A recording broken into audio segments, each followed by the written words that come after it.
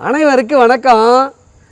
இந்த மிஷினை பற்றி வீடியோலாம் கிடையாது. இது இன்னமே சில பேர் வந்து ஏனுங்க அங்கேயும் இதே கலரில் தாங்க மிஷின் பார்த்தேன் சில கம்பெனியில், அவங்க அந்த விலைக்கு கொடுக்குறாங்க, நீங்கள் இந்த விலைக்கு கொடுக்குறீங்கன்னு கேட்குறாங்க. இந்த கலரில் மட்டும் சரியாக இருந்தால் போதுமா?